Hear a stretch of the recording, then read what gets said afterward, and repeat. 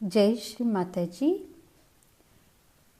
దేవీ భాగవతం అధ్యాయం 3 భాగాలు 22-23. సంకల్పం. మమ ఆత్మానః సహజయోగి కుటుంబానాం ఆత్మోన్నతి ప్రీత్యర్థం మోక్ష ప్రాప్తి ప్రీత్యర్థం సాక్షాత్ శ్రీ ఆదిశక్తి మాతాజీ శ్రీ నిర్మలాదేవ్యై పూజానాం కరిష్యే. సుబాహునికి వరమును ప్రసాదించటం. రాకుమాల అభ్యర్థన మేరకు సుబాహుడు దేవి జగదాంబికను స్తుతించడం. జగన్మాత సమక్షంలో సుదర్శనుడి రాజ్యాభిషేకము. వ్యాస మహర్షి ఈ విధముగా చెప్పసాగెను. దేవి మాటలకు సుదర్శనుడి తనువంతా చైతన్యభరితమై తన్మయత్వంతో దేవికి సాష్టాంగ ప్రణామము చేసెను. సుదర్శనుడు భక్తి పారవస్యంతో ఈ విధంగా స్తుతించసాగెను. అమ్మ, సకల లోకాలు సర్వరాజ్యాలు ఒక పక్క, నీ దివ్య దర్శనం ఇంకో పక్క. భౌతిక విషయాలను మీ దివ్య దర్శనంతో పోల్చలేను. ఓ దేవి, ముల్లోకాలలో నీ దర్శనానికి సాటి వచ్చేది ఏమీనూ లేదు.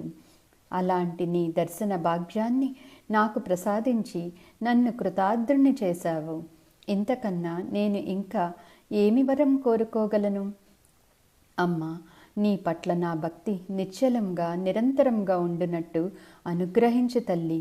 నా చిత్తము ఎల్లప్పుడూ నీ పవిత్ర పాదపద్మములపై ఉండినట్టు దీవించు తల్లి. ఈ కాశీనగరములో దుర్గాదేవి పేరుతో స్థిర నివాసము ఉండి నన్ను, నా వంశాన్ని, నా ప్రజలను, నా రాజ్యాన్ని సర్వదా సుదర్శనుణ్ణి రక్షించినట్టే రక్షిస్తూ ఉండు తల్లి. సకల శుభములను కలిగించు, శత్రువులను సంహరించు, అభద్రతలను తొలగించమని సుబాహుడు వేడుకొనెను. సుబాహుని అభ్యర్థనను విన్న దుర్గాదేవి భూమండలం ఉన్నంత వరకు కాశీపట్టణంలోని స్థిర నివాసం ఉండి సర్వదా రక్షించదనని వాగ్దానం చేసినది. అప్పుడు సుదర్శనుడు కూడా తన్మయత్వంతో, భక్తితో, వినయంతో దేవికి సాష్టాంగ ప్రణామం చేసి ఈ విధంగా స్తుతించసాగెను.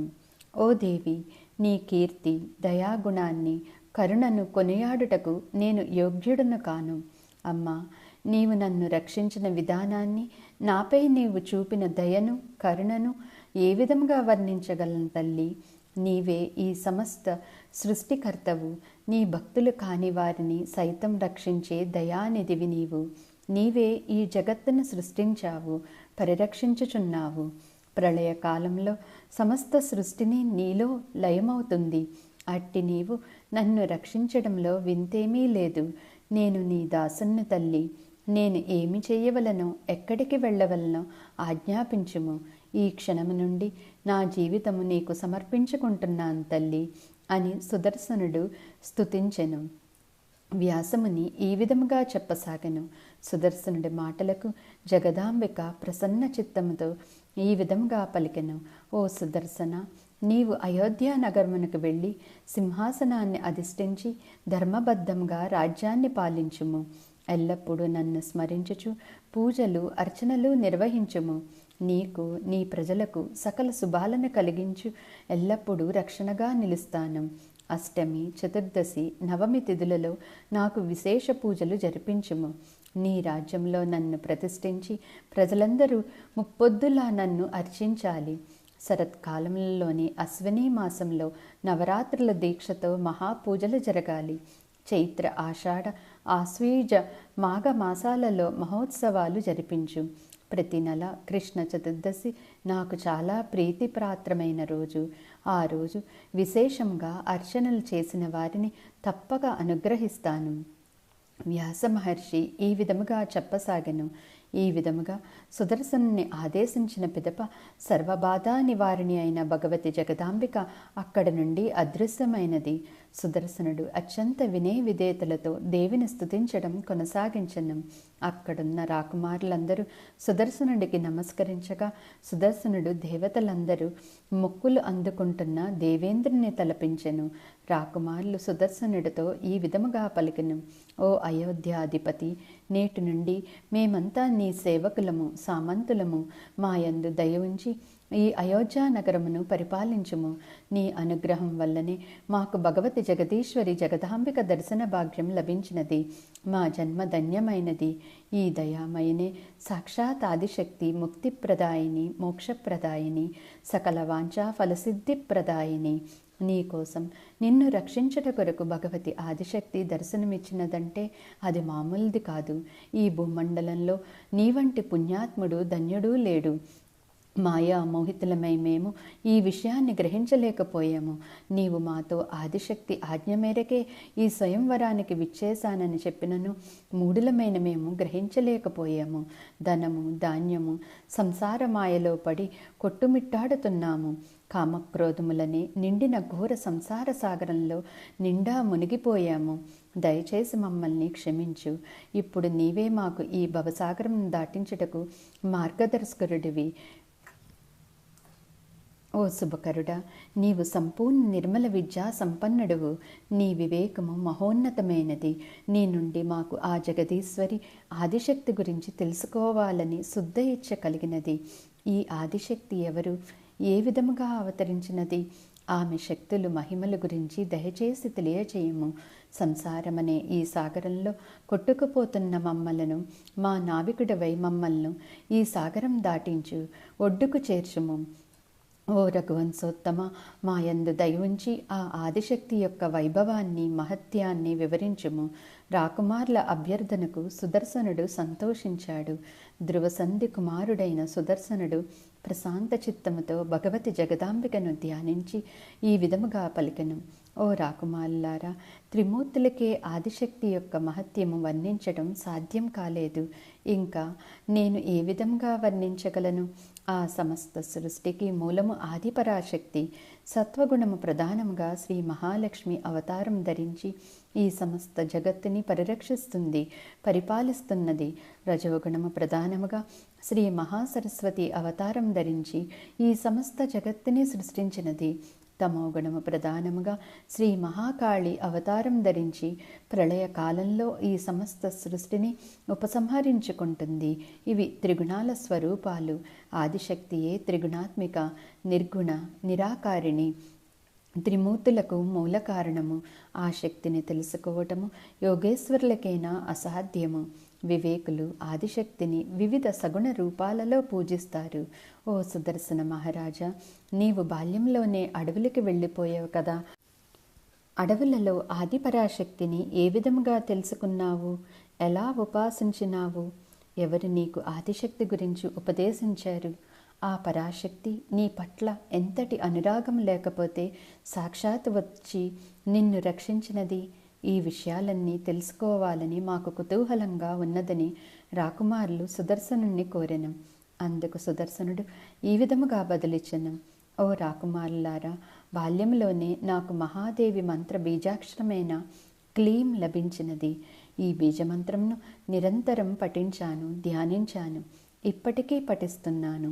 భరద్వాజముని ఆశ్రమంలోని ఋషులు నాకు ఆదిశక్తి గురించి ఉపదేశించారు. అప్పటి నుండి మనసా వాచా కర్మన దేవిని స్తుతించటం ఆరంభించాను. వ్యాసమహర్షి ఈ విధముగా చెప్పసాగెను. సుదర్శనుడి మాటలు విన్న రాకుమారులు మిక్కిలి సంతోషించి మనస్సులో ఆదిశక్తియే పరమదైవమన్న దృఢ నిశ్చయముతో వారి వారి రాజ్యములకు తిరిగి వెళ్ళెను. సుబాహుడు కూడా కాశీపట్నం చేరుకున్నాడు. సుదర్శనుడు తల్లి మనోరమతో, ధర్మపత్ని శశికళతో అయోధ్యకు బయలుదేరెను. అయోధ్య రాజ్యపు మంత్రులు, ప్రజలు సత్రజిత్తు యుద్ధములో మరణించనని, సుదర్శనుడు అయోధ్యాపురపు రాజు అని తెలుసుకుని మిక్కిలి సంతోషించెను. ఆనందోత్సవాలతో ప్రజలందరూ సుదర్శనుడికి స్వాగతం పలికారు. కన్యకామణులు పుష్పములు జల్లుతూ మంగళ వాయిద్యాలతో సుదర్శనుణ్ణి ఆహ్వానించారు. వ్యాస మహర్షి ఈ విధముగా చెప్పసాగెను. సుదర్శనుడు అంతఃపురం చేరుకుని నేరుగా శోక సముద్రంలో మునిగి విలపిస్తున్న సత్రజిత్తుని తల్లి దగ్గరికి వెళ్ళి నమస్కరించి ఈ విధముగా పలికెను. అమ్మ, తండ్రి సమానులైన యుధాజిత్తును, తమ్ముడు సత్రజిత్తును నేను సంహరించలేదు. వీరిద్దరిని భగవతి దుర్గాదేవి హతమార్చినది. విధిరాతని ఎవరూ తప్పించుకోలేరు. నాకు ప్రతీకార భావన అన్నదే లేదు. నాకు మీరు నా కన్నతల్లి మనోరమతో సమానము. నాకు మీ ఇద్దరి పట్ల ఎటువంటి భేదభావము లేదు. జీవులు కర్మానుసారంగా సుఖదుఖాలను అనుభవిస్తారు. అందుకు దుఃఖించి ఎటువంటి ప్రయోజనం లేదు. సుఖదుఖాలను సాక్షి స్థితిలో అనుభవించాలి. అంతా దైవాధీనము, మన చేతిలో ఏమీ లేదు. ఈ సత్యం తెలుసుకున్న జీవుడు ఎన్నడూ తనను తాను బాధించుకోడు. తోలుబొమ్మ ఆడించినట్టుగా ఏ విధముగా ఆడుతుందో జీవులు కూడా చేసుకున్న కర్మలను బట్టి ఆడుతూ ఉంటారు. కర్మ ప్రభావం నుండి ముక్తి పొందాలంటే పరిపూర్ణమైన ఆత్మగా మారి ఎల్లప్పుడూ సాక్షి స్థితిలో జీవించాలి. అమ్మా, నేను కూడా అరణ్యమునకు పారిపోవలసి వచ్చినది. అందుకు నేను దుఃఖించలేదు.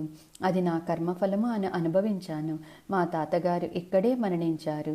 నా తల్లి ఒంటరి అయినది. ప్రాణాలు అరచేతిలో పెట్టుకుని పసిబాలుడైన నన్ను తీసుకుని భయముతో అరణ్యమునకు పారిపోయినది.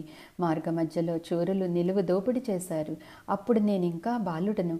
నా తల్లిని రక్షించుకునే శక్తి సామర్థ్యాలు నాకు లేవు. చివరికి భరద్వాజముని ఆశ్రమానికి చేరుకున్నాము. అక్కడ ఉన్న మునులు మునిపత్నులు మా యందు మిక్కిలి దయ చూపించారు. మాకు ఆశ్రయం కల్పించి మా ఆకలి తీర్చారు. అటువంటి దీనస్థితిలో కూడా నేను ఎన్నడూ దుఃఖించలేదు. ఇప్పుడు నాకు రాజ్యము, సిరి సంపదలు లభించాయి. అందుకు నాకు ఏమాత్రమూ గర్వము లేదు. ప్రతీకార వాంఛకు, క్రోధమునకు నా మనస్సులో ఎట్టి స్థానమూ లేదు. రాజభోగాల కన్నా కందమూలాలు తిని జీవించడము ఉత్తమము. రాజభోగాలను అనుభవించిన వాడు నరకానికి పోతారు. కందమూలాలను సేవించిన వారు స్వర్గానికి పోతారు. ఎల్లప్పుడూ ధర్మాన్ని ఆచరించాలి. ఇంద్రియాలను నిగ్రహించుకోవాలి.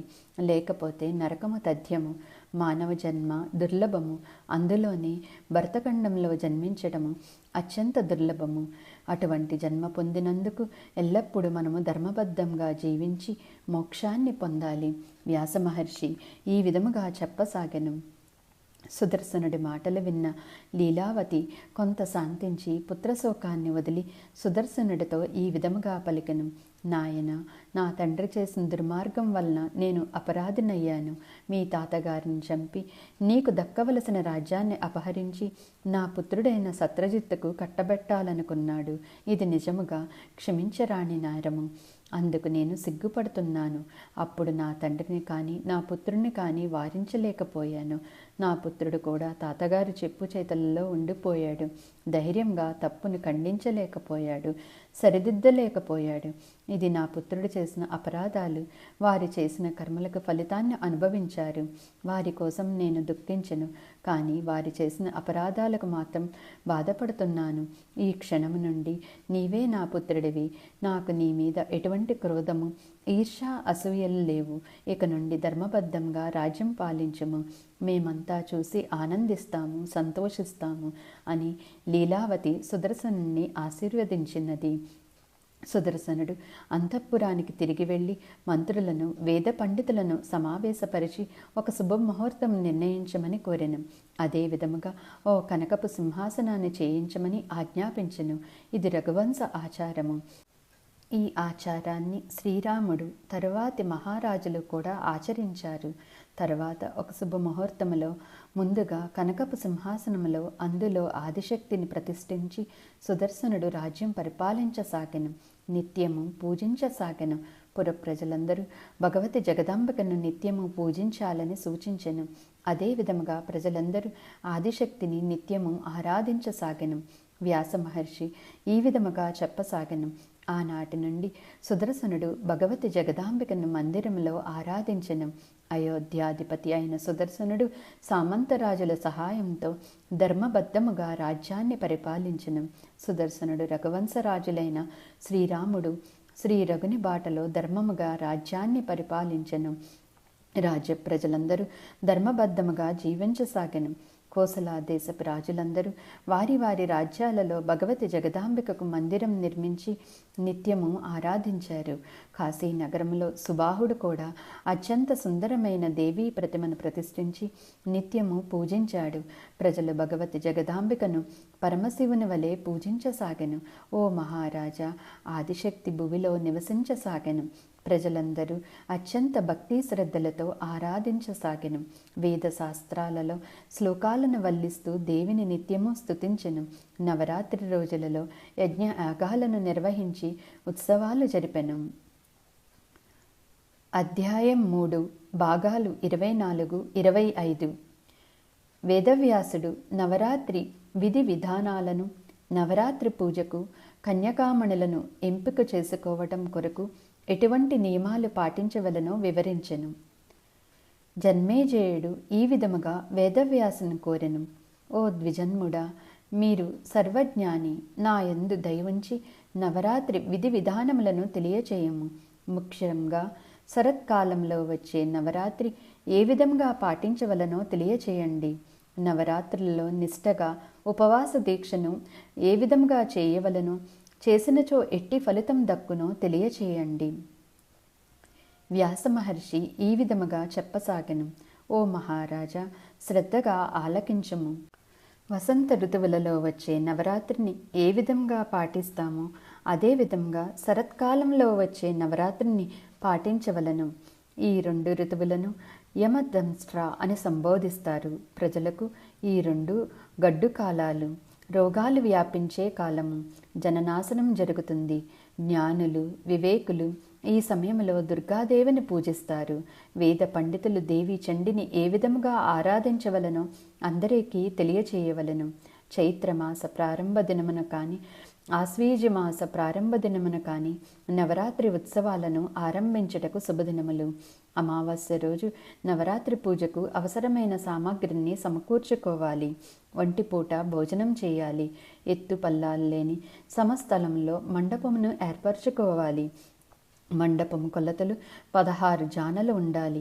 9 జానల పొడవు, 7 జానల వెడల్పు ఉండాలి.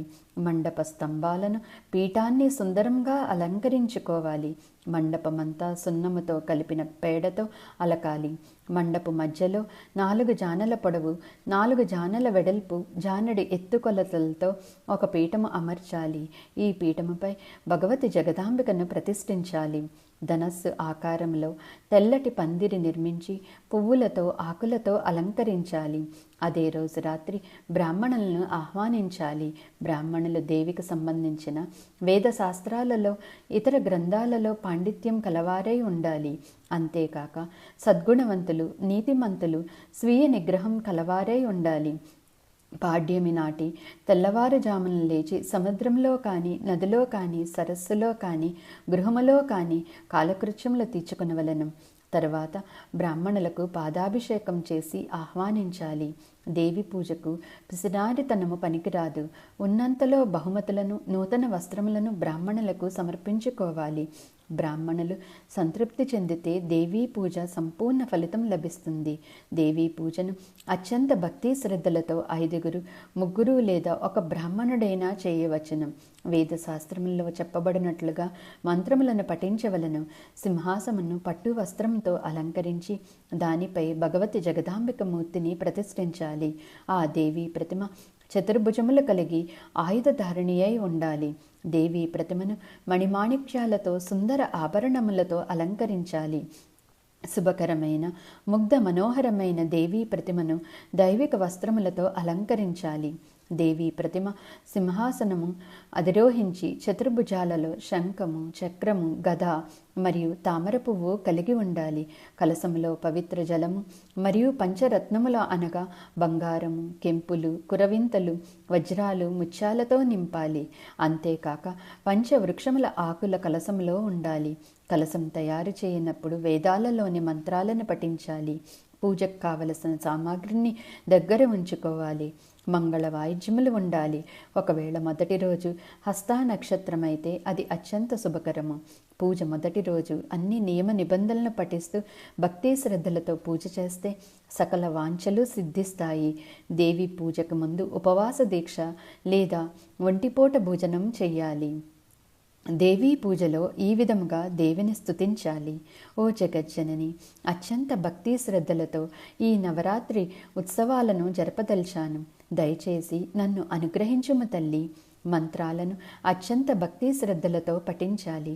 నియమ నిబంధనలను నిష్టగా పాటించుటకు సర్వ ప్రయత్నములు చేయవలెను. సుందర సుగంధ పుష్పాలైన మందార, గన్నేరు, చంప, మాలతి, బ్రహ్మపుష్పము, అశోక ఇంకా ఇతర పుష్పాలను సమకూర్చుకోవాలి. పూజకు సుగంధ పరిమళాలైన చందనము, అగురు, కర్పూరము, కుంకుమ పువ్వులను, బిల్వపత్రాలను, ధూపాలను ఉపయోగించాలి.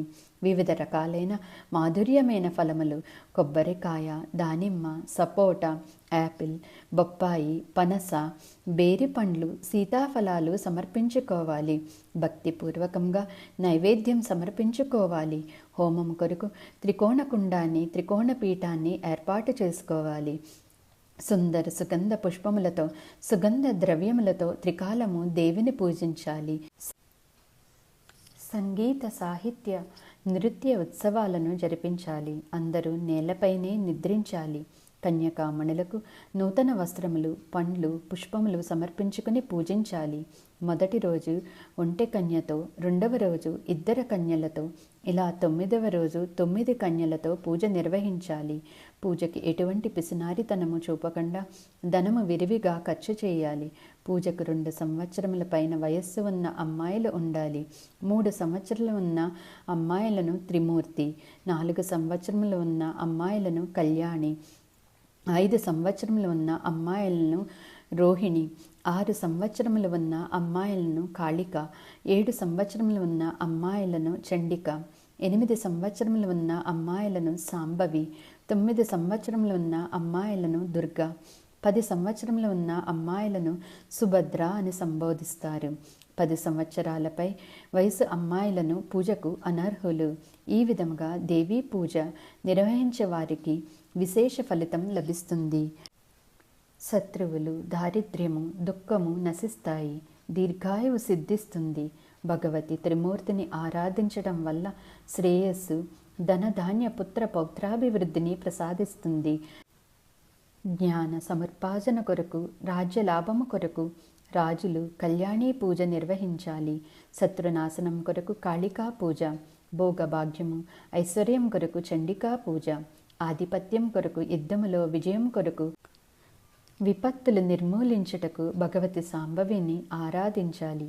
మహాశత్రు వినాశనం కొరకు, ఘోర విపత్తుల నుండి రక్షణ కొరకు భగవతి దుర్గను ఆరాధించాలి. భగవతి దుర్గ పరమానందమును ప్రసాదిస్తుంది. సుభద్రాదేవి పూజ వల్ల సకల వాంఛితార్థాలు సిద్ధిస్తాయి. సకల రోగ నివారణ కొరకు రోహిణీదేవిని ఆరాధించాలి. దీర్ఘ రోగాలు ఉపశమించి పరిపూర్ణ ఆరోగ్యం సిద్ధిస్తుంది. సంపూర్ణ భక్తి శ్రద్ధలతో భగవతి దేవీ బీజమంత్రాలను పఠిస్తూ ఈ విధంగా ప్రార్థించాలి. సకల దేవతలను, స్కంద మరియు బ్రహ్మస్వరూపాలను సృష్టించిన భగవతి కుమారీదేవిని నేను ప్రార్థిస్తున్నాను. నిర్గుణ, త్రిగుణాత్మిక, అసంఖ్యాక స్వరూపధారిణి, సర్వకాలావస్థలలో ఇమిడి ఉన్న భగవతి త్రిమూర్తి దేవిని నేను ప్రార్థిస్తున్నాను. భక్తుల సకల వాంఛ ఫలసిద్ధిప్రదాయిని అయిన భగవతి కళ్యాణీదేవిని నేను ప్రార్థిస్తున్నాను. సకల జీవకోటి ఉత్పత్తికి, విస్తరణకు కారణమైన భగవతి రోహిణిని నేను ప్రార్థిస్తున్నాను. ప్రళయ కాలంలో సమస్త సృష్టిని తనలో లయం చేసుకునే భగవతి కాళికాదేవిని నేను ప్రార్థిస్తున్నాను. చండముండ వినాశిని, సర్వదుష్ట సంహరిణి అయిన భగవతి చండికను నేను ప్రార్థిస్తున్నాను. వేదస్వరూపిణి, సకల జనులకు శ్రేయస్సును ప్రసాదించి వేదాలలో వ్యక్తమయ్యే భగవతి సాంబవిని నేను ప్రార్థిస్తున్నాను. సర్వరక్షాకరి, సర్వపాప వినాశిని, త్రిమూర్తులకు, సకల దేవతలకు కూడా సంపూర్ణ అవగాహన లేని భగవతి దుర్గను నేను ప్రార్థిస్తున్నాను. అశుభనాశిని, అపవిత్ర నాశిని అయిన భగవతి సుభద్రను నేను ప్రార్థిస్తున్నాను. ఈ విధముగా దేవీ పూజకు ఆహ్వానించిన 9 కన్యకామణులను అర్చించాలి, ప్రార్థించాలి. పూజలలో కన్యకామణులకు నూతన వస్త్రాలు, ఆభరణాలు, పూలమాలలు, చందనము సమర్పించుకోవాలి. వ్యాస మహర్షి ఈ విధముగా చెప్పసాగెను. దేవీ పూజకు కన్యకామణులను జాగ్రత్తగా ఎంచుకోవాలి. ఎటువంటి లోపాలు ఉండకూడదు. కురూపులు, కులహీనులు, గాయాలు కలవారు, రోగపీడితులు, అక్రమ సంజాతలు, వికలాంగులు ఈ పూజకు అనర్హులు. రూపవతులు, గుణవతులు, ఏకవంశా సంజాతులు మాత్రమే ఈ పూజకు అర్హులు. బ్రాహ్మణ కన్యలను పూజిస్తే సర్వ కార్యార్థ ఫలసిద్ధి లభిస్తుంది. రాజ్యలాభం కొరకు, యుద్ధములో విజయం కొరకు క్షత్రియ కన్యలను పూజించాలి. వ్యాపారాల్లో లాభం కొరకు వైశ్య కన్యలను, శూద్ర కన్యలను పూజించాలి. బ్రాహ్మణ క్షత్రియులు బ్రాహ్మణ కన్యలను, వైశ్యులు బ్రాహ్మణ క్షత్రియ వైశ్య కన్యలను, శూద్రులు మాత్రం 4 వర్ణముల కన్యలను పూజించవచ్చును. నవరాత్రి 9 రోజులు దేవీ పూజలు చేయవలను. ఒకవేళ 9 రోజులు చేయలేని వారు ఎవరైనా అష్టమి రోజు విశేష పూజ జరిపిస్తే తగిన ఫలితం లభిస్తుంది. పురాణ గాథల ప్రకారము దక్షయజ్ఞాన్ని ధ్వంసం చేసిన భగవతి భద్రకాళి అవతరించిన రోజు అతి రౌద్ర స్వరూపంతో కోట్లాను కోట్ల యోగినులతో అవతరించినది. ఇందుచేతనే అష్టమి పూజ విశేషము. సుగంధ పరిమళ ద్రవ్యాలతో, పుష్పాలతో, వివిధ రకాల నైవేద్యాలతో, హోమాలతో, బ్రాహ్మణ పూజలతో అష్టమి రోజు భగవతి జగదాంబికను సంతోషపరచాలి. 9 రోజులు ఉపవాసం ఉండలేని వారు కనీసం 3 రోజులైనా ఉపవాసం ఉంటే సరిపోతుంది. సప్తమి, అష్టమి, నవమి ఈ 3 రోజులు అతి ముఖ్యము, అతి పవిత్రము. నిత్య పూజలు, హోమాలు, కుమారీ పూజలు, బ్రాహ్మణ భోజనాలతో ఈ దేవీ పూజ సంపూర్ణమవుతుంది. ఎటువంటి పూజలు, వ్రతాలైనా, దాన ధర్మాలైనా ఈ దేవీ పూజకు సరితూగలేవు. ధనధాన్యాభివృద్ధి, సుఖ సంతోషాలు, ఆయురారోగ్యం ప్రసాదించే ఏకైక పూజ ఇది ఒక్కటే. ఈ దేవీ పూజ మోక్షదాయకము, స్వర్గదాయకము. విద్యార్థులు, ధనార్థులు, సంతానం కొరకు ఈ దేవీ పూజను చేస్తే నిస్సందేహంగా అద్భుత ఫలితాలను ప్రసాదిస్తుంది. విద్యార్థులకు నిర్మల విద్య, రాజ్యార్థులకు సింహాసనము, రాజ్యము లభిస్తాయి. పూర్వజన్మలో నవరాత్రి పూజలు ఆచరించిన వారు ఈ జన్మలో వ్యాధి పీడితులుగా, దారిద్ర్యము అనుభవిస్తూ సంతానహీనులుగా జన్మించి స్వర్గప్రాప్తి లేక బాధపడుతూ ఉంటారు. చందన లేహ్యంతో బిల్వపత్రాలను భగవతి భవానీదేవి పూజలో సమర్పించిన వారికి రాజ్యప్రాప్తి కలుగుతుంది. భగవతి దేవి సకల శుభప్రదాయిని, శ్రేయస్సు ప్రదాయిని, జనన మరణాలకు అతీతురాలు, సర్వదుఃఖ నివారిణి, వరప్రదాయిని. దేవిని పూజించలేని వారు నిస్సందేహంగా దురదృష్టవంతులు. ఎల్లప్పుడూ దుఃఖించెదరు, శత్రువులతో పీడించబడతారు. బ్రహ్మ, విష్ణు, మహేశ్వరులు, సూర్యుడు, అగ్ని, వరుణుడు, ఇంద్రుడు ఎల్లవేళలా భగవతి చండికను ఆరాధిస్తూ ఉంటే సామాన్యులమైన మనము ఎందుకు ఆరాధించకూడదు? బ్రహ్మదేవుని 14 పుత్రులలో ఒకరైన మనువు మానవజాతి సృష్టికి కారణభూతుడు ఈ విధముగా తెలియజేసను. స్వాహ, స్వద అనే దేవీ నామాలతో యజ్ఞయాగాదులు చేస్తూ ఉంటే దేవతలు, పితృదేవతలు ఎంతగానో సంతోషిస్తూ ఉంటారు. భగవతి జగదాంబిక మహిమ వలనే బ్రహ్మ ఈ సమస్త సృష్టిని సృష్టించగలిగాడు. విష్ణుమూర్తి పరిరక్షిస్తున్నాడు. శివుడు ప్రళయకాలంలో సంహరించుచున్నాడు. ఇంతటి మహిమాన్వితమైన దేవిని అర్చిస్తే ముక్తి లభిస్తుంది. ఈ సృష్టిలో దేవీ అంశం లేని ప్రాణి ఏదీ లేదు. దేవీ శక్తి లేనిదే జీవకోటి ఉనికి లేదు. ధర్మార్థ కామ మోక్షముల కొరకు భగవతి దేవిని ఆరాధించాలని తెలియని అజ్ఞానులు ఉంటారా? ఎంతటి మహాపాపి అయినా దేవిని పూజిస్తే పాప విమోచనం లభిస్తుంది. పూర్వకాలంలో నిరుపేద అయిన ఒక వైశ్యుడుండేవాడు. కోసలా దేశంలోని ఒక మిత్రుని సహాయంతో అతనికి వివాహం జరిగినది. కానీ అతని భార్య పిల్లలను పోషించుకోలేని దుస్థితి. ఏదో విధంగా శ్రమించి సంతానమునకు ఒక పూట భోజనం సమకూర్చేవాడు. ఇతరుల వద్ద సేవకునిగా పనిచేస్తూ ఎంతో శ్రమిస్తూ సంసారాన్ని ఈడుస్తూ ఉన్నాడు. ఇంతటి కష్టము అనుభవిస్తూ కూడా ఈ వైశ్యుడు సత్యసంధుడు, శాంత స్వభావుడు, దయాళుడు, ధర్మశీలుడు, అసూయ లేనివాడు. అందరి అతన్ని సుగుణులకు మెచ్చి సుశీలుడని పిలిచేవారు. సకల దేవతలను, పితృదేవతలను పూజించేవాడు. సుశీలుడికి ఒకసారి ఒక ముని దర్శన భాగ్యంగా కలుగగా మునికి నమస్కరించి ఈ విధముగా కోరెను. ఓ మునీశ్వర, మీరు సర్వజ్ఞానులు. నేను ప్రస్తుతం అనుభవిస్తున్న ఈ దుస్థితి నుండి ఏ విధముగా విముక్తిని పొందాలో దయచేసి నాకు సెలవీయండి. నాకు అష్టైశ్వర్యాలు అవసరం లేదు. కేవలం నా భార్యా పిల్లల ఆకలి బాధను తీర్చగలిగితే చాలు. ఆకలితో అలమటిస్తున్న నా సంతానమునకు కడుపారా భోజనం కూడా పెట్టలేని దుస్థితి నాది. పెళ్ళీడు వచ్చిన ఆడపిల్ల కూడా ఉన్నది. ఆమెకు వివాహం చేయలేని పరిస్థితి నాది. కన్యాదాన ఫలితం దక్కదని దుఃఖించుతున్నాను. నాకు అత్యాశలు లేవు. కనీసం ఒక్క పూటైనా నా కుటుంబ ఆకలి తీర్చగలిగితే చాలు. నాకు ఇంకా ఎటువంటి కోరికలు లేవు. ఈ దారిద్ర్యం తీరే ఉపాయం తెలియచేయము. మంత్రము, తంత్రము, జపము, తపము ఏదో ఒకటి దయచేసి ఉపదేశించము. నా శక్తి కొలది భక్తి శ్రద్ధలతో ఆచరిస్తాను అని సుశీలుడు సాష్టాంగపడి వేడుకున్నాడు. వ్యాసముని ఈ విధముగా చెప్పసాగెను. సుశీలుడి అభ్యర్థనకు ఈ మునికి దయ కలిగి ఈ విధముగా పలికెను. ఓ సుశీలుడా, అన్ని పూజలలో, వ్రతాలలో మహోన్నతమైన నవరాత్రి పూజను ఆచరించుము. నవరాత్రులలో అత్యంత భక్తి శ్రద్ధలతో భగవతి జగదాంబికను పూజించి యజ్ఞము చేసి బ్రాహ్మణులకు అన్నదానం చేయాలి. వేద పఠనం చేస్తూ మంత్రాలను జపిస్తూ యజ్ఞాహుతి సమర్పించుకోవాలి. కానీ నీవున్న పరిస్థితుల్లో నీకు వీలైనదే చెయ్యి, నీ కోరిక ఫలిస్తుంది. ఈ జగత్తులో దేవీ పూజనే అత్యుత్తమైనది, మహోన్నతమైనది. ఈ పూజ జ్ఞానము, మోక్షము, సుఖ సంతోషాలను ప్రసాదిస్తుంది. శత్రువుల వినాశనం జరుగుతుంది. సంతానమునకు జ్ఞానము, వివేకము సిద్ధిస్తాయి.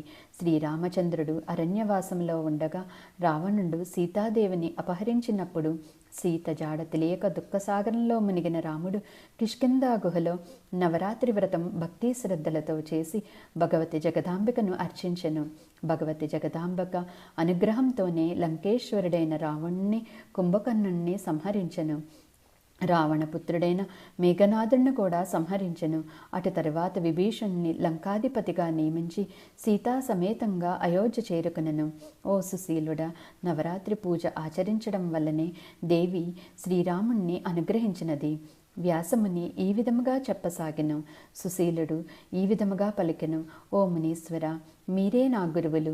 దయచేసి అంబిక దివ్య మంత్రోపదేశం చేయండి. నా శక్తి సామర్థ్యాల మేరకు నవరాత్రి పూజ చేస్తాను అని సుశీలుడు వేడుకున్నాడు. బ్రాహ్మణుడు అంబికా దివ్య మంత్రాన్ని ఉపదేశించగా సుశీలుడు తదేక దీక్షతో జపిస్తూ శక్తి వంచన లేకుండా యథావిధిగా నవరాత్రి పూజ చేసెను. క్రమం తప్పకుండా ప్రతి సంవత్సరం చేసెను. 9వ సంవత్సరం నవరాత్రి పూజలు జరుపుతుండగా అష్టమి నాడు సుశీలుడికి స్వప్నంలో భగవతి జగదీశ్వరి సాక్షాత్కరించి అనేక వరాలను ప్రసాదించి కృతార్థుణ్ణి చేసినది. నవరాత్రి శ్రీ మాతాజీ నిర్మలాదేవి గారు ఇచ్చిన సందేశము. అనేక శక్తుల సమన్వయంతో ఆదిశక్తి తన పిల్లలను సంరక్షిస్తూ ఉంటుంది. ఈ శక్తులు నిర్విరామంగా 24 గంటలు పనిచేస్తూనే ఉంటాయి. ఆదిశక్తికి తమను తాము సంపూర్ణంగా సమర్పించుకున్న వారిని ఈ శక్తులు ఎల్లవేళలా రక్షిస్తాయి. కానీ అతి ముఖ్యమైన విషయం ఏమిటంటే భగవంతునికి సంపూర్ణ శరణాగతులవ్వటము. శరణాగతులు కాని వారు భగవంతుని సామ్రాజ్యము, స్థానము ఉండదు. అట్టి వారిని రక్షించు బాధ్యత ఆదిశక్తికి ఉండదు అని తెలుసుకోవాలి. అలాంటి వారిని దుష్టశక్తులు పట్టి పీడించి నాశనం చేస్తాయి. మీరు సహజయోగులు. మీ జీవిత లక్ష్యం ఏమిటి? మీ జీవిత లక్ష్యము ఆధ్యాత్మిక ఉన్నతి, ఆత్మోన్నతి అని తెలుసుకోండి. దేవీ స్తుతి. ఓ దేవి, దయచేసి మాకు ఆధ్యాత్మిక చింతనను, విజయము, కీర్తిని ప్రసాదించండి. శత్రువులను నశింపుచేయు తల్లి. జోగువా గురించి శ్రీమాతాజీ అనువాదము మరియు వివరణ. ఏకనాథుడు సాధువు ప్రతిష్టానకు చెందినవారు. ప్రతిష్టాననే పైతాని అని కూడా పిలుస్తారు. ఏకనాథుడు జోగువా అన్న పాటను రచించెను. ఆ రోజులలో ఈ పాటను ఏకనాథుడు పల్లె భాషలో పాడేవాడు.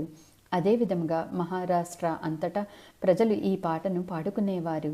ఈ పాట ఎన్నో సంవత్సరముల క్రిందట రచింపబడినదని మీరు ఊహించుకోవచ్చును. ఇప్పుడు ఆ పాటలో సహజయోగాకు అనుగుణంగా కొన్ని మార్పులు చేయబడినవి. కానీ ఈ పాటలో ఆ రోజులలో ప్రజలకు అవసరమైన విషయాన్ని విపులముగా వర్ణించారు. ఈ పాట ఆరంభంలో ఏకనాథుడు ఈ విధముగా చెప్పను. మహారాష్ట్ర దేవతను బాయా అని అంటారు. మీకు ఆశ్చర్యం కలిగించే విషయం ఏమిటంటే చిన్న వయసులో నా ముద్దు పేరు బాయా. మా కుటుంబ సభ్యులందరూ నన్ను బాయా అని పిలిచేవారు. ఏకనాథుడు ఈ పాట యొక్క అర్థము ఈ విధముగా వివరించెను. ఆ జగన్మాతను నాకు యోగాన్ని ప్రసాదించమని వేడుకుంటాను అని ఏకనాథుడు ఈ పాట రచించెను. పల్లెలలో జోగువా బాయేచే జోగువా అని సంబోధిస్తారు. ఇప్పుడు అనాది నిర్గుణి అనగా త్రిగుణాలకు అతీతురాలు భవానీగా మహిషాసురుణ్ణి సంహరించుటకు ఈ భూమిపై అవతరించిన తల్లి. త్రివిధ తాపాంచి కరవయా జోడని అనగా త్రివిధ బాధల నుండి ముక్తిని ప్రసాదించుటకు అవతరించినది. మనకు మోక్ష మార్గము చూపించుటకు మరలా అవతరిస్తుందని మోక్షప్రదాయిని జగన్మాత ఈ భూమిపై అవతరించినప్పుడు నా కర్తవ్యం ఏమిటి? నేను ఇంకా దైత్వము అనగా భగవంతుడు నేను వేరు అన్న భావంతోనే ఉన్నాను. ఈ ద్వైత భావనను తొలగించి ఆ దేవికి పూలమాల సమర్పించుకుంటున్నాను. ఆధ్యాత్మిక జ్ఞానం అనే పతాకాన్ని ధరిస్తాను. కులమత వివక్ష లేకుండా వెళ్ళి ఆ తల్లిని దర్శించుకుంటాను. నవరాత్రులు నవవిధ భక్తితో పూజించుకుంటాను. కోరికలన్నీ త్యజించి కేవలం జ్ఞానమనే పుత్రుడిని ప్రసాదించమని వేడుకుంటాను. ఇప్పుడు ఏకనాథుడు స్త్రీ స్వరంతో పాట పాడుతూ ఈ విధముగా అర్థం వివరించెను. ఈ జగత్తంతా అహముతో నిండి ఉన్నది. దంభము అనగా అహంభావము. అటువంటి చెడుపుత్రుణ్ణి నేను వదిలించుకుంటున్నాను. ఆ తల్లి పూజకు పుష్పాలను ఉంచే పరడీలో నేను ఏమి సమర్పించుకోవాలి? ఆ పూల బుట్టలో నేను నా సంపూర్ణ జ్ఞానాన్ని ఆశా మణిషాంచ అనగా సకల కోరికలను వాంఛలను నింపి సమర్పించుకుని వాటి నుండి ముక్తిని పొందుతాను. వికారకరీం కురవండి. నాలోని మనోవికారాలన్నీ దిష్టి తీసివేసినట్టు తీసి భూమాతకు సమర్పించుకుంటున్నాను. అమృతరసాంచి బారిన్ మే దుర్ది. అమృతరసాన్ని ఆ బుట్టలో నింపి సమర్పించుకుంటున్నాను. ఆటా సాజాని మిత్రునితో ఈ విధముగా పలికెను. ఓ మిత్రమా, సందేహము అని పతి నుండి నేను పూర్తిగా విముక్తి పొందాను. నిస్సంగ, నాలో ఎటువంటి సందేహాలు లేవు. కామక్రోధాలను దహనం చేసిన తరువాత మధ్య మార్గమైన సుషుమ్న పూర్తిగా తెరుచుకున్నది. ఇటువంటి యోగమే నేను ఎప్పుడూ కోరుకున్నది. భగవంతుని సామ్రాజ్యంలో ప్రవేశించి జనన మరణాల నుండి ముక్తిని ప్రసాదించినందుకు కృతజ్ఞతలు తెలియచేసుకున్నాను. ఏకనాథుడు ఆ రోజుల్లో ఈ విధముగా ఈ పాటను రచించెను. దాని ఫలితం ఇప్పుడు మనమందరం పొందుతున్నాము. మనమందరం మన గురించి ఇతరుల గురించి ప్రతిజ్ఞ చేసుకోవాలి. అన్నిటికంటే అత్యుత్తమమైన విషయం మనం ఇప్పుడు యోగులము అన్న విషయాన్ని ఎల్లప్పుడూ గుర్తుపెట్టుకోవాలి. అందులోనూ మనము సహజయోగులము, మహాశ్రేష్ఠులము. మీలో కొంతమంది గొప్ప జ్ఞానం కలిగి ఉంటారు, కానీ స్వచ్ఛమైన హృదయం మాత్రం ఉండదు. మరికొంతమందికి విశాలమైన హృదయం ఉంటుంది, కానీ జ్ఞానం లోపించి ఉంటుంది. ఈ విధముగా కాకుండా పూర్తి సమతుల్యత సాధించాలి. అన్నింటికంటే పరమజ్ఞానం ఏమిటంటే భగవంతుడు ప్రేమే ప్రేమని, భగవంతుడనే సత్యాన్ని తెలుసుకోవటం. మన తోటి సహజయోగులను ప్రేమించలేకపోతే మనలో ఏదో లోపం ఉందని గ్రహించండి. నిర్వాజ్యమైన ప్రేమ కలిగి ఉండాలి. అంటే ఆ ప్రేమ ఏమీ ఆశించకూడదు. ఎల్లప్పుడూ ఇతరులకు ఏమైనా ఇవ్వటం ద్వారా తృప్తి పొందాలి. ఇదే అన్నిటికన్నా ఉత్తమమైనది. నా యొక్క అనుభవంతో చెబుతున్నాను. నాకు పరమానందాన్నిచ్చే మొదటి విషయము ఆత్మ సాక్షాత్కారం ఇవ్వటము. రెండవది ఇతరులకు సహాయము లేదా బహుమతులు ఇవ్వటము. ఇప్పుడు మీరు ఇతరులకు సహాయం చేయగలిగే స్థానంలో ఉన్నారు. మీరు ఏమి ఇవ్వగలరో కూడా తెలుసుకుని ఉండాలి. కోపతాపాలు, లోభము, ఇతర అరిషడ్ వర్గాలను జయించలేకపోతే మనం సంపూర్ణ సహజయోగులం అవ్వలేము. భౌతిక విషయాలపై, వస్తువులు, ధనము, వస్త్రాలు, ఇతర సుఖాలపై ఇంకా ఆశ కలిగి ఉంటే మనలో ఏదో లోపం ఉందని గ్రహించాలి. ఇదేనా నా జీవిత పరమార్థము అని మనమే ప్రశ్నించుకోవాలి. ఈ ప్రశ్న ఎప్పుడూ వేసుకుంటూ ఉండాలి. అప్పుడు మీకు ఒక అవగాహన వస్తుంది. ఇప్పుడు మనం స్వయం గురువులము కనుక మనలోని లోపాలను గ్రహించి సరిచేసుకుంటాము. మన అందరికీ సహజయోగ జ్ఞానము చాలా ఉంది, కానీ అది కేవలం మన బుద్ధితో అర్థం చేసుకున్నది. ఈ జ్ఞానం ఎప్పుడైతే మన దేహంలో పూర్తిగా ఇమిడిపోతుందో అప్పుడే జ్ఞానమే మన దేహం అవుతుంది. ఆత్మ సాక్షాత్కారం పొందిన వ్యక్తి ఎటువంటి విషయాన్నైనా విభిన్న వైఖరితో ఎదుర్కొంటాడు.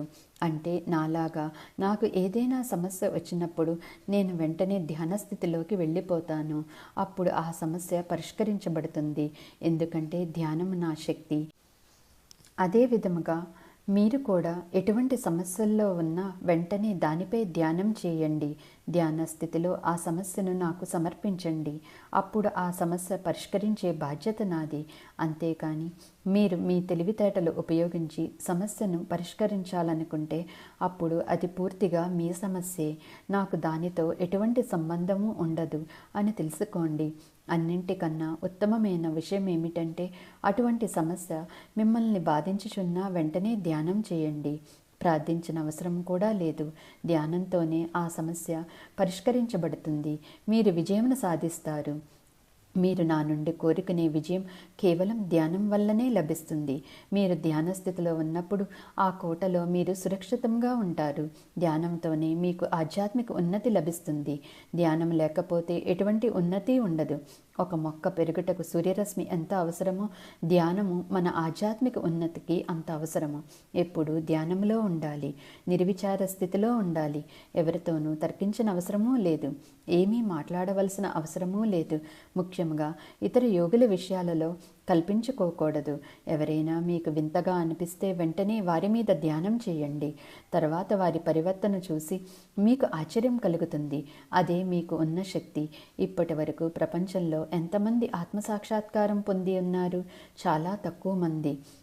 వారందరూ ఆధ్యాత్మికంగా ఉన్నతి పొంది ఇతరుల కొరకు కృషి చేస్తూ ఉన్నారు. కానీ ఇంకా వారు ధ్యానం యొక్క శక్తిని పూర్తిగా తెలుసుకోలేకపోతున్నారు. అన్నింటికన్నా ఉత్తమమైన పద్ధతి సమర్పణ. ఇది చాలా సులువైనది. మీరు ఎల్లవేళలా నన్ను మీ హృదయంలో స్థాపించుకోవాలి. అంత సులువైనది. తర్వాత అది లేకుండా మీరు ఉండలేరు. నిర్లిప్తమైన ప్రేమ పెంపొందుతుంది. సంపూర్ణ ఆనందము, శాంతి, తృప్తి లభిస్తాయి. ఇంకా ఏ విషయాల గురించి మీరు ఆలోచించరు, ఆశించరు. ఇటువంటి స్థితి మీరు సాధించాలి. ఇది మీరు ప్రయత్నిస్తే చాలా సులువు. ఎందుకంటే నేను మీ ముందు సగుణ రూపంలో ఉన్నాను. కానీ సహజయోగంలో ఉన్న ఒకే ఒక సమస్య నన్ను సంపూర్ణంగా గుర్తించలేకపోవడము. కానీ నన్ను సంపూర్ణంగా గుర్తించడం అంత సులువు కూడా కాదు. ఎందుకంటే నేను మహామాయను. మహామాయచే సృష్టింపబడిన మాయ. మీరు అర్థం చేసుకోలేరు. కానీ మీకు ఇంతకు పూర్వం చెప్పి ఉన్నాను. నన్ను ఈ రూపంలో తప్ప ఇంకే రూపంలో మీరు తట్టుకోలేరు. అదే నేను సింహంపై ఖడ్గము ధరించి దర్శనమిస్తే మీరు భయపడతారు. అందుకే మహామాయగా నేను ఈ మానవ జన్మ తీసుకోవలసి వచ్చింది. ఈ రూపం వల్లనే మీరు నాకు దగ్గరవుతున్నారు. నాతో మాట్లాడగలుగుతున్నారు. నా సందేశాలను, సలహాలను తీసుకుంటున్నారు. నేను ఈ విషయాన్నైనా మీకు విశదీకరించగలను. మీరు మహామాయ ముందు కూర్చుని ఉన్నారని, మహామాయ మిమ్మల్ని ఎల్లవేళలా రక్షిస్తుందని గ్రహించాలి. కానీ మహామాయ యొక్క మాయను కూడా అర్థం చేసుకోవాలి. మన ఆచరణలోనూ, అవగాహనలోనూ, ఇతర విషయాలలో ఎటువంటి తప్పులు చేయకూడదని గుర్తుపెట్టుకుని సమర్పణాభావాన్ని పెంపొందించుకోండి. నెమ్మదిగా, సహజంగా మీరు అన్ని విషయాలు తెలుసుకుంటారు, నేర్చుకుంటారు. ఎవరూ ఏమీ నేర్పించిన అవసరం ఉండదు. ఈ స్థితి ఒక వృక్షం వంటిది. అది పూర్తిగా వికసించినప్పుడు పుష్పాలిస్తుంది. తర్వాత ఆ పుష్పాలు తగు సమయంలో పండ్లుగా మారుతాయి. ఈ ప్రక్రియ అంతా అంతర్నిర్మితము. అదే విధముగా మనం కూడా ఆధ్యాత్మిక ఉన్నతి సాధించాలి. మన ఉన్నతిని మనమే గ్రహించగలగాలి. దానిని ఆనందించాలి. సుఖముగా జీవించాలి. మీరందరూ పరమానందం సాధించాలన్నదే నా ముఖ్య లక్ష్యము. అందుకోసమే ఈ తపన, పోరాటము. త్వరలో మీ జీవిత పరమార్థము, నా లక్ష్యము కూడా నెరవేరాలని కోరుకుంటున్నాను. భగవంతుడు మిమ్మల్ని ఆశీర్వదించుగాక. జై శ్రీ మాతాజీ. దేవీ భాగవతం అధ్యాయం 3 భాగాలు 26. శ్రీరాముని జీవితంలో నవరాత్రికి సంబంధించిన ఒక భాగము యొక్క వివరణ. జన్మేజయుడు వ్యాస మహర్షిని ఈ విధముగా కోరెను. ఓ మహర్షి, శ్రీరాముడు నవరాత్రి వ్రతం ఎందుకు చేయవలసి వచ్చినది? శ్రీరాముడు రాజ్యమును ఎందుకు కోల్పోయెను? సీతను రావణుడు అపహరించినప్పుడు శ్రీరాముడు ఏమి చేసెను? నాకు దయచేసి తెలియచేయమని వేడుకొనెను. వ్యాస మహర్షి ఇట్లనెను. పూర్వకాలంలో అయోధ్య నగరమును సూర్యవంశానికి చెందిన దశరథ మహారాజు పాలించెను. ఆయన రాజ్యములో దేవతలను, బ్రాహ్మణులను గౌరవపూర్వకంగా కొలిచేవారు. దశరథునికి 4 పుత్రులు, రామలక్ష్మణులు, భరత శత్రుఘ్నులు. దశరథుని పుత్రులు సర్వగుణ సంపన్నులు, వివేకవంతులు. వారి ప్రతిభను చూసి దశరథుడు గర్వించెను. శ్రీరాముడు కౌసల్యా కుమారుడు, భరతుడు కైకేయి కుమారుడు, లక్ష్మణుడు శత్రుఘ్నుడు సుమిత్రా కుమారులు. వీరు కవలలు. చిన్నతనము నుండే వీరు బాణాలతో విల్లుతో ఆడుకునేవారు. వీరికి యుక్త వయసు వచ్చేసరికి ఉపనయనము ఇతర ఆచారములను పూర్తి చేసి దశరథుడు ఆనందించెను. ఆ సమయంలో విశ్వామిత్ర మహర్షి దశరథుని వద్దకు వచ్చి శ్రీరాముణ్ణి తాను నిర్వహిస్తున్న యజ్ఞ యాగాదులను మునులను రాక్షసుల బారి నుండి రక్షించుటకు తనతో పాటు అరణ్యమునకు పంపవలసిందిగా కోరెను. అప్పుడు శ్రీరామునికి 16 సంవత్సరములు. దశరథుడు రామలక్ష్మణులను విశ్వామిత్రునితో పంపెను. మార్గ మధ్యలో తాటకి అను రాక్షసుని సంహరించెను. తాటకి మునులను పీడించేది. శ్రీరాముడు ఒక్క బాణంతో తాటకిని సంహరించెను. శ్రీరాముడు సుబాహుడు, మారీచుడు అను రాక్షసులను కూడా సంహరించెను. ఈ విధముగా దుష్టశక్తుల నుండి మునులను రక్షించెను. అటు తర్వాత రామలక్ష్మణులు విశ్వామిత్రునితో మిథిలా నగరమునకు చేరెను. మార్గ మధ్యలో శ్రీరాముడు తన పాదస్పర్శతో రాయిగా ఉన్న అహల్యకు శాప విమోచనం కలిగించెను. అటు తరువాత వారు జనకపురము చేరుకున్నారు. సీతా స్వయంవరంలో శివధనస్సును ఎక్కుపెట్టి విల్లు విర్చెను. రాజా జనకుడు శ్రీ మహాలక్ష్మి అవతారమైన తన పుత్రిక జానకిని శ్రీరామునికిచ్చి వివాహం జరిపించెను. జనక మహారాజుకి ఉర్మిళ అను మరో పుత్రిక కూడా ఉన్నది. ఆమెకు లక్ష్మణునితో వివాహం జరిపించెను. జనక మహారాజు సోదరుడు కుశధ్వజుడు అతని 2 పుత్రికలను భరతుడు శత్రుఘ్నుడు వివాహం చేసుకునెను. ఈ విధముగా దశరథ మహారాజుని 4 పుత్రులకు సాంప్రదాయకంగా జనకపురంలో వివాహం జరిగినది. దశరథ మహారాజుకి అందరిలో ప్రథముడు సద్గుణ సంపన్నుడైన శ్రీరాముణ్ణి అయోధ్యారాజుగా పట్టాభిషేకం చేయదలిచెను. ఈ విషయం తెలుసుకున్న కైకేయి దశరథ మహారాజు పూర్వం తనకి ఇచ్చిన 2 వరములను తక్షణమే తీర్చమని కోరెను. మొదటి వరముగా తన పుత్రుడైన భరతునికి రాజ్యాభిషేకం చేయమని కోరెను. 2వ వరముగా శ్రీరాముడు 14 సంవత్సరములు వనవాసం చేయవలనని కోరెను. అది విన్న దశరథుడు మిక్కిలి దుఃఖించెను. తనకున్న ఒక శాపము జ్ఞప్తికి వచ్చినది. శ్రీరాముని వియోగమును తట్టుకోలేక దశరథుడు మరణించెను. ధర్మాత్ముడైన భరతునికి తన తండ్రి మరణానికి తల్లి కైకేయి కారణమని తెలుసుకున్నాడు. రాజ్యాభిషేకమునకు భరతుడు నిరాకరించెను. శ్రీరాముడు సీతా సమేతముగా దండకారణ్యములోని పంచవటిలో నివాసముండెను. లక్ష్మణుడు అక్కడికి వచ్చిన రావణుడి సోదరి అయిన శూర్పణఖ ముక్కు చెవి కోసెను. శూర్పణఖ రోధించుచు సోదరుడు రావణ దగ్గరికి జరిగిన విషయము విన్నవించుకొనెను. కరదూషణలు రావణుడి సోదరులు. వారిరువురు శ్రీరామునితో యుద్ధములో మరణించెను. వారి మరణ వార్త శూర్పణఖ రావణుడికి తెలియచేసెను.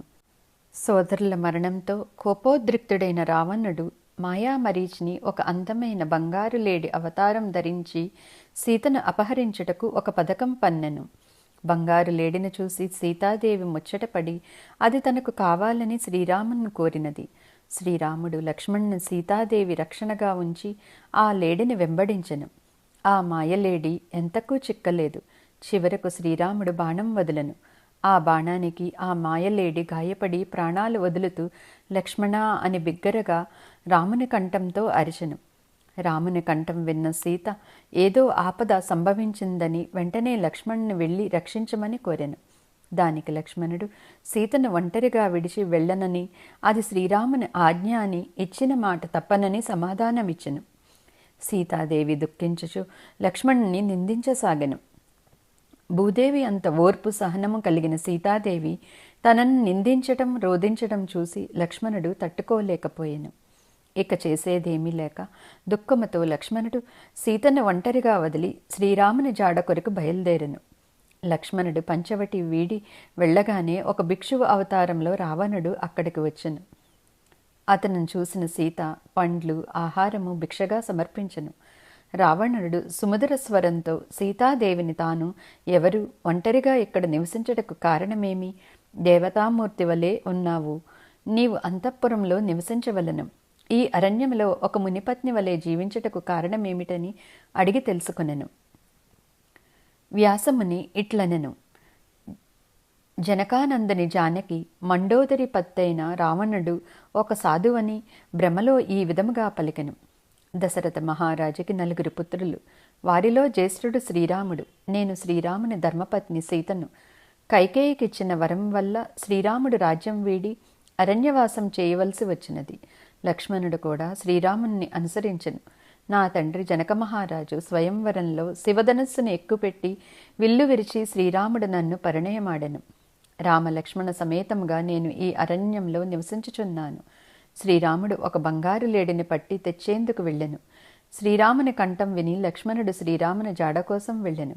వారిరువురు త్వరలో తిరిగి వస్తారు. సాధువులు, శ్రీ విష్ణువు స్వరూపులు.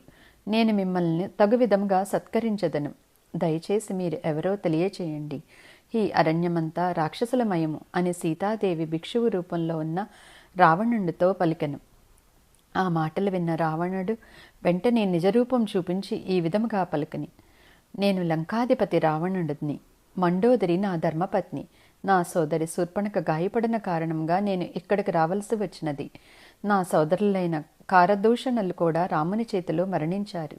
ఇప్పుడు నీవు ఈ అరణ్యం వదిలి శ్రీరాముని వీడి ఈ లంకేశుని చేపట్టుము. నీ కష్టాలన్నీ తీరుతాయి.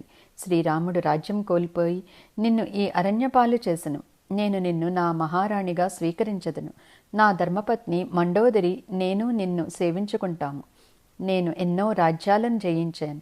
అయినా నీ ముందు శిరస్సు వంచి అర్థిస్తున్నాను. అంతకు పూర్వము నిన్ను వివాహం చేసుకున్నట్టుకు నీ తండ్రి అయిన జనక మహారాజును కోరెను.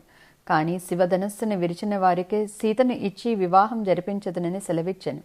నేను స్వయంవరంలో ఆ శివధనస్సుని ఎక్కుపెట్టలేకపోయాను. అప్పటి నుండి నేను బాధపడుతున్నాను. ఇప్పుడు నీవు ఈ అరణ్యంలో ఉన్నావని తెలుసుకుని వచ్చాను. జై శ్రీ మాతాజీ. అధ్యాయం 3 భాగాలు 27, 28. సీతా అపహరణము, రామలక్ష్మణులు విధిరాత గురించి చర్చించుకునుట, శ్రీరాముడికి నారదముని నవరాత్రి వ్రతం చేయమని సలహా ఇవ్వటము. వ్యాస మహర్షి ఇట్లనెను: రావణుడి నిజరూపము చూసిన సీతకు భయాందోళన కలిగినది. ధైర్యం కూడదీసుకుని ఈ విధముగా పలికెను: ఓ పులస్త్య నందన, నీకు ఈ దుర్బుద్ధి ఎందుకు కలిగినది? నేను సాధారణ స్త్రీని కాను. జనక మహారాజు పుత్రికను. శ్రీరాముడు వచ్చి నిన్ను హతమార్చక ముందే నీవు ఇక్కడి నుండి లంకకు పారిపొమ్ము. లేనుచో నా వల్ల నీకు మరణం తథ్యము. ఇదే పరమసత్యము. ఈ విధముగా పలుకుచు సీత పర్ణశాలలోని హోమాగ్ని సన్నిధికి వెళ్ళిపోయినది. రావణుడు సీతను వెంబడించి బలవంతంగా రథములో కూర్చోబెట్టెను. రామ, లక్ష్మణ అంటూ సీత బిగ్గరగా కేకలు వేసెను. రథము ఆకాశములో పయనించసాగినది. మార్గ మధ్యలో అరుణుడి పుత్రుడైన జటాయువు ఘోర యుద్ధము చేసి సొమ్మసిల్లి పడిపోయెను. రావణుడు సీతతో లంక చేరెను. అశోక వృక్షము నీడలో సీతకు వసతి కల్పించి రాక్షసులను కాపలాగా ఉంచెను. సీతను ప్రసన్నం చేసుకొనుటకు రావణుడు అనేక బహుమతులు ఇచ్చి బెదిరింపులతో సౌమ్యంగా మాట్లాడి ఇంకా అనేక విధములుగా ప్రయత్నించెను. కానీ ఎటువంటి ఫలితమూ లేదు. అక్కడ అరణ్యంలో బంగారు లేడిని హతమార్చిన రాముడు మార్గమధ్యలో లక్ష్మణుడి కలిసెను. లక్ష్మణుని చూసిన రాముడు వెంటనే సీతను ఒంటరిగా వదిలి బాధ్యతారహితంగా ఈ విధముగా ఇక్కడికి ఎందుకు వచ్చావని ప్రశ్నించెను. లక్ష్మణుడు జరిగిన విషయం రామునికి వివరించి ఇద్దరూ తిరిగి పర్ణశాలకు వెళ్ళి లోపల సీత జాడ కనపడక పోయేసరికి శోక సముద్రంలో మునిగెను. అరణ్యం అంతా గాలించినను ఎక్కడా సీత జాడ లేదు. చివరకు కొన ఊపిరితో ఉన్న జటాయువును చూశారు. జరిగిన సంగతి చెప్పి జటాయువు ప్రాణాలు విడిచెను. జటాయువుకి రామలక్ష్మణులు అంతిమ సంస్కారం జరిపించి అక్కడి నుండి బయలుదేరెను. మార్గమధ్యలో కబంధుణ్ణి చంపి అతనికి శాప విమోచం కలిగించెను. కబంధుడు శ్రీరామునికి సుగ్రీవుడని పరిచయం చెయ్యగా వారిరువురు మంచి మిత్రులయ్యను. అటు తరువాత శ్రీరాముని చేతిలో వాలి మరణించెను. కిష్కింధ రాజ్యమును సుగ్రీవునికి అప్పగించెను. అక్కడ చాలా కాలము నివాసం ఉన్నారు. కానీ ఎల్లవేళలా రావణుడి చెరలో ఉన్న సీత గురించే ఆలోచన. ఒకనాడు శ్రీరాముడు లక్ష్మణుడితో ఈ విధముగా మనస్సులోని బాధను తెలియచేసెను. లక్ష్మణ, ఇప్పటి వరకు సీత జాడ తెలియలేదు. సీత లేకుండా నేను అయోధ్యలో అడుగుపెట్టలేను. నాకు మృత్యువే శరణము. రాజ్యం కోల్పోయాను, నా తండ్రిని కోల్పోయాను, నా ధర్మపత్నిని రావణుడు అపహరించెను. ఇంకా నా విధిలో ఏమి అనుభవించవలసి ఉందో. అత్యున్నతమైన మనువు వంశములో జన్మించి ఇలా అరణ్యవాసం చేయవలసి వచ్చింది. రాజభోగాలు వదిలిపెట్టి నువ్వు కూడా నాతో వచ్చావు. నన్ను వివాహం చేసుకున్న వైదేహి కూడా కష్టాలు పాలయ్యను. లంకలో ఎంతటి కష్టము అనుభవిస్తుందో. రావణుడు బలవంతం చేసినచో సీత ప్రాణత్యాగం చేస్తుంది. జానకి మరణిస్తే నేను మరణిస్తాను. ఈ విధముగా శ్రీరాముడు సీత కోసం విలపించెను. అందుకు లక్ష్మణుడు, అగ్రజ, నీ వంటి మహావీరులు ఇలా నీరుగారిపోతే ఎలా? ధైర్యం తెచ్చుకో. ఆ రావణుని సంహరించి సీతను తీసుకుని వద్దాము. అధైర్యపడకు. నీ వంటి ధీరులు ఆపదల్లో సంతోషాల్లో నిశ్చలంగా ఉండాలే కాని సామాన్యుల వలె చలించిపోతే ఎలా? సంయోగ వియోగాలు దైవాధీనాలు. దుఃఖించి ప్రయోజనం లేదు. ప్రస్తుతం మనకు గడ్డు కాలము. అందుకని ఇన్ని కష్టాలు అనుభవిస్తున్నాము. మంచి రోజులు వస్తాయి. మనం తప్పకుండా రాజ్యం తిరిగి పొందుతాము. సీత జాడ కూడా తెలుసుకుని తీసుకుని వెళ్తాము. అన్నీ మనకు అనుకూలంగా జరుగుతాయి. కష్టాలు ఎలా తప్పించుకోలేము. సుఖాలు కూడా అంతే. మనము కోల్పోయిన రాజ్యము, సీతమ్మను తప్పక తిరిగి పొందుతాము. ఇక్కడ సుగ్రీవుడి వానర సైన్యం కలదు. వారి సహాయంతో నలుగురు దిక్కులా వెతికినచో సీతమ్మ జాడ తప్పక తెలుస్తుంది. జాడ తెలిసిన వెంటనే భరత శత్రుఘ్నుల సహాయంతో దుష్ట రావణుని సంహరిస్తాను. నీవు అధైర్యపడకుము. మన పూర్వీకులు రఘుమహారాజు ఎటువంటి విజయాలు సాధించారో ఒక్కసారి జ్ఞప్తికి తెచ్చుకునము. మనకి ఇంతమంది సహాయం ఉన్నారు. అవసరమైతే జనక మహారాజు సైన్యం కూడా వస్తుంది. తప్పక మనము విజయం సాధిస్తాము. ఓ రఘునందన, సర్వ విధములా ప్రయత్నించి తప్పక రావణుని సంహరిస్తాను. సుఖదుఖాలు ఒకదాని వెంట ఒకటి వస్తూనే ఉంటాయి. ఏదీ శాశ్వతం కాదు. బలహీనులు మాత్రమే ఈ మాయను అర్థం చేసుకోలేక కొట్టుమిట్టాడుతూ జీవిత పరమార్థమును గ్రహించలేరు. కానీ నీవు ఈ సుఖదుఖాలకు అతీతుడువు. అలనాడు ఇంద్రుడు వంటి వాడికే కష్టాలు తప్పలేదు. దేవతలందరూ కూడి నహుషుడిని సింహాసనం అధిష్ఠింపజేశారు. భయముతో ఇంద్రుడు పారిపోయి ఒక తామర పువ్వు కాండములో దాగి అజ్ఞాతవాసంలో ఉండెను. కానీ కొన్ని సంవత్సరముల తర్వాత ఇంద్రుడు సింహాసనం తిరిగి పొందెను. నహుషుడు కన్ను మిన్ను గానక ఇంద్రుని ధర్మపత్ని అయిన సచీదేవిని కాంక్షించాడు. మహర్షులను కూడా అవమానించసాగెను. చివరకు అగస్త్యముని శపించగా స్వర్గవాసం కోల్పోయి సర్వరూపంలో భూలోకంలో సంచరించసాగెను. అందుచేత కష్టాలు శాశ్వతం కాదు. వివేకులు సాక్షి స్వభావంతో కష్టాలను ఎదుర్కొనవలెను. ఓ రఘురామ, నీవు సర్వశక్తివంతుడువు, సర్వాంతర్యామిని. ఎందుకిలా సాధారణ మానవుడి వలె దుఃఖించుచున్నావు? వ్యాస మహర్షి ఈ విధముగా చెప్పసాగెను. లక్ష్మణుడి మాటలు విన్న శ్రీరాముడు కొంత శాంతించి ధైర్యం తెచ్చుకునెను. ఇద్దరూ ధ్యానములో నిమగ్నమయ్యెను. ఆకాశము నుండి సామవేద శ్లోకాలు వల్లిస్తూ నారదముని దర్శనమిచ్చెను. శ్రీరాముడు భక్తి శ్రద్ధలతో నారదమునిని స్వాగతించెను. కుశల ప్రశ్నలు పూర్తి అయ్యాక నారదముని ఈ విధముగా పలికెను. రఘురామ, దేవలోకములో రావణుడు సీతను అపహరించిన సంగతి విన్నాను. నీవు సాధారణ మానవుని వలె దుఃఖించతగదు. కామాంధకారములో రావణుడు సీతాదేవిని అపహరించెను. అతనికి మరణం తథ్యము అని తెలియదు. నీవు జన్మించినదే రావణ సంహారం కొరకు. పూర్వజన్మలో సీతాదేవి ఒక మునిపుత్రిక. ఎల్లప్పుడూ ధ్యానములో నిమగ్నమై ఉండేది. ఒకనాడు అరణ్యములో ధ్యానములో ఉన్న సీతాదేవిని చూసి రావణుడు తనను వివాహం చేసుకోమని అభ్యర్థించుచు ఆమె కేశములు స్పర్శించాడు. అందుకు ఆగ్రహించిన సీతాదేవి రావణుని నిందించి శపించినది. దుర్మార్గుడా, నీ స్పర్శతో నా శరీరము కలుషితమైనది. నేను అగ్నికి ఆహుతవుతాను. నీ నాశనం కొరకు మరలా జన్మిస్తాను. అయోనిజిగా జన్మిస్తాను. మాతృగర్భం నుండి కాక భూగర్భం నుండి జన్మించడం అని సీతాదేవి రావణుని శపించి అగ్నికి ఆహుతయ్యను. ఈ విధంగా శ్రీ మహాలక్ష్మి అవతారమైన సీతాదేవి మరలా జన్మించెను. రావణుని వధించమని మహర్షులు శ్రీహరిని అభ్యర్థించెను. అందుచేతనే శ్రీ మహావిష్ణు అవతారమైన నీవు రఘువంశంలో జన్మించినావు. శ్రీ లక్ష్మీ అవతారమైన సీతాదేవికి ఎవరూ ఎటువంటి హాని తలపెట్టలేరు. సీతాదేవి నిత్యము నిన్నే స్మరించుచున్నది.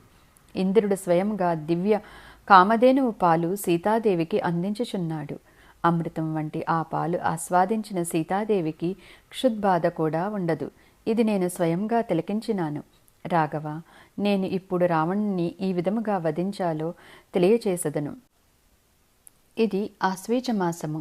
ఈ మాసములో నీవు అత్యంత భక్తి శ్రద్ధలతో నవరాత్రి వ్రతం ఆరంభించుము. ఉపవాస దీక్షతో జపాలు హోమాలు నిర్వహించుము. జగన్మాత తప్పక కరుణించి సిద్ధులు ప్రసాదిస్తుంది. ఇంతకు పూర్వము బ్రహ్మ విష్ణు మహేశ్వరులు దేవేంద్రుడు కూడా ఈ నవరాత్రి వ్రతమును ఆచరించను. కష్టాలలో ఉన్న ఎవరైనా ఈ వ్రతమును ఆచరించవచ్చును. మహర్షులైన విశ్వామిత్రుడు, భృగుడు, వశిష్ఠుడు, కశ్యపుడు కూడా దేవీ నవరాత్రి వ్రతమును ఆచరించును. రాజేంద్ర, మహాబలిశాలి అయిన రావణుని సంహరించుటకు నీవు కూడా ఈ నవరాత్రి వ్రతమును ఆచరించుము. వృత్తాసురుడిని సంహరించుటకు దేవేంద్రుడు, త్రిపురాసురుని సంహరించుటకు పరమశివుడు, మధుకైటవులను సంహరించుటకు సుమేరు పర్వతంపై శ్రీ విష్ణువు సైతము ఈ దేవీ నవరాత్రి వ్రతమును ఆచరించెను. అందుచేత నీవు కూడా అత్యంత భక్తి శ్రద్ధలతో ఈ వ్రతమును ఆరంభించుము. ఓ నారద, ఎవరు ఈ దేవి? ఆవిడ ప్రభావం ఏమిటి? దేవి ఏ విధముగా అవతరించినది? దేవికున్న నామాలేమి? దయచేసి నాకు వివరించమని రఘురాముడు నారదమునిని కోరెను. నారదుడి ఈ విధముగా సమాధానమిచ్చెను. ఓ రామ, ఈ దేవి ఆదిపరాశక్తి, సనాతని, దయామయి, ఆరాధించిన వారి దుఃఖాలను తొలగిస్తుంది. చరాచర జగత్తుకి ఆది కారణము, త్రిమూర్తులకు ఆదిదేవత, బ్రహ్మ విష్ణు మహేశ్వరులకు సృష్టి స్థితిలయ కార్యాలు నిర్వహించుటకు దేవినే ఆధారము. ఈ సమస్త సృష్టికి ఆది కారణము, సమస్త జీవులకు జీవనాధారము, ఆనందప్రదాయిని. సృష్టికి పూర్వము దేవి నిర్గుణ స్వరూపిణి, తర్వాత సగుణ స్వరూపిణిగా మారి ఈ ముల్లోకాలను సృష్టించినది. త్రిమూర్తులను సృష్టించి వారికి శక్తులను ప్రసాదించి వారి వారి లోకాలను సృష్టించుకోమని విధి నిర్వహణ బాధ్యతలు అప్పగించినది. ఆదిశక్తిని తెలుసుకున్న వారికి జనన మరణముల నుండి ముక్తిని ప్రసాదిస్తుంది. ఆదిశక్తిని తెలుసుకోవటం జీవిత పరమార్థంగా భావించాలి. ఆదిశక్తి వేదకారిణి. బ్రహ్మాది దేవతలు ఆదిశక్తి గుణగణాలను కార్యములను తెలుసుకుని అసంఖ్యాకంగా దివ్య నామములను కల్పించారు. ఆ నుండి క్ష వరకు అన్ని హచ్చులను హల్లులను గుణింతాలను కలుపుకుంటూ వెళితే ఎన్ని పదాలు పుడతాయో అన్ని నామాలు ఆ ఆదిపరాశక్తికి కలవు. ఆదిపరాశక్తి వర్ణాతీతము. నారదముని మాటలు విన్న రఘురాముడు నవరాత్రి పూజా విధానమును తెలియచేయమని కోరెను. నారదముని ఈ విధముగా వివరించసాగెను. ఓ రఘురామ, క్లుప్తముగా పూజా విధానమును వివరించెదను. సమస్థలములో ఒక పీఠము ఏర్పాటు చేసి ఆదిశక్తిని ప్రతిష్ఠించాలి. నవరాత్రులు అనగా 9 రోజులు ఉపవాస దీక్షతో భక్తి శ్రద్ధలతో దేవిని పూజించాలి. దేవతల కోరిక కూడా ఫలించాలి కాబట్టి నేను ప్రధాన అర్చకునిగా వ్యవహరిస్తాను. వ్యాసముని ఈ విధముగా చెప్పసాగెను. నారదముని సెలవిచ్చినట్టుగా కిష్కింధ పర్వతంపై శ్రీరాముడు ఒక అందమైన సింహాసనాన్ని ఏర్పాటు చేసి దానిపై భగవతి జగదాంబికను ప్రతిష్ఠించెను. నవరాత్రి పూజ నియమ నిబంధనలు పాటిస్తూ 9 రోజులు ఉపవాస దీక్షతో భక్తి శ్రద్ధలతో నిత్య పూజలు అర్చనలు హోమాలతో నిష్టగా రామలక్ష్మణుల దేవిని ఆరాధించెను. అష్టమి నాటి రాత్రి రామలక్ష్మణులకు స్వప్నములో ఆదిపరాశక్తి దర్శనం అనుగ్రహించినది. సింహవాహనంలో కిష్కింధ పర్వతంపై దేవి దర్శనమిచ్చినది. దేవి గంభీర స్వరంతో ఈ విధముగా పలికెను. ఓ మహావీర రఘురామ, అత్యంత భక్తి శ్రద్ధలతో నీవు ఆచరించిన దేవీ నవరాత్రి పూజకు నేను మిక్కిలి సంతసించాను. నీకు ఏమి వరం కావలనో కోరుకోమనను. నీవు నారాయణుడి అవతారము, అత్యున్నతమైన మనువంశంలో జన్మించినావు. దేవతల కోరిక నెరవేర్చుటకు రావణుడి సంహారము కొరకు నీవు జన్మించినావు. ఇంతకు పూర్వము నీవు మత్స్యావతారములో ఒక రాక్షసుని సంహరించినావు. అప్పుడు కూడా దేవతల కోరిక మేరకు వేదాలను రక్షించుటకు మత్స్యావతారం ధరించవలసి వచ్చినది. కూర్మావతారం ధరించి మందర పర్వతాన్ని మోసి క్షీరసాగరాన్ని మదనానికి సహాయపడినావు. ఆ సాగర మదనంలో అమృతం ఉద్భవించి దేవతలకు శక్తిని ప్రసాదించినది. వరాహ అవతారంలో మేదినిని కోరపై నిలబెట్టినావు. నరసింహ అవతారం ధరించి హిరణ్యకశపుడిని సంహరించి ప్రహ్లాదుని రక్షించినావు. వామనావతారం ధరించి బలిచక్రవర్తి అహాన్ని అంతమొందించినావు. ఇంద్రుని సోదరునిగా కూడా జన్మించినావు. జమదగ్ని మునికి పరశురామునిగా జన్మించి క్షత్రియులను జయించి భూమి అంతటిని కశ్యపుడికి ధారపోసినావు. ఇప్పుడు దశరథ రామునిగా జన్మించినావు. రావణ పీడితైన దేవతలు నిన్ను ప్రార్థిస్తే నీవు ఈ అవతారం ధరించినావు. ఈ వానరులందరూ దేవతామూర్తులు నీకు సహాయపడుటకై ఈ విధముగా జన్మించారు. ఆదిశేషుడు లక్ష్మణుడిగా అవతరించెను. లక్ష్మణుడు మేఘనాథుని సంహరించడం కొరకే జన్మించెను. ఇక నీవు ఎట్టి సందేహములు లేకుండా నిర్మల చిత్తముతో భక్తి శ్రద్ధలతో నవరాత్రి పూజ పూర్తి చేసి రావణుని సంహరించి సుఖ సంతోషాలతో రాజ్యపాలన కావించుము. 11,000 సంవత్సరములు నీ రాజ్యము ప్రబలుతుంది. ఈ విధముగా సెలవిచ్చి భగవతి జగదాంబిక అదృశ్యమైనది. రామలక్ష్మణులు అమితానందభరితులయ్యెను. నవరాత్రి పూజ ముగించుకుని దశమి నాడు వానరసేనతో లంకపైకి దండయాత్రకు బయలుదేరెను. సముద్రము దాటి లంకను చేరుటకు ఒక సేతువుని నిర్మించెను. లంకకు చేరుకుని రావణుణ్ణి సంహరించెను. అత్యంత భక్తి శ్రద్ధలతో హృదయపూర్వకంగా ఆదిపరాశక్తిని ఆరాధించిన వారికి సకల వాంఛితాలు సిద్ధిస్తాయి. దేవి పాదాల చెంత స్థానము లభించి మోక్షము సిద్ధిస్తుంది. జై శ్రీ మాతాజీ. 3వ అధ్యాయము సమాప్తము.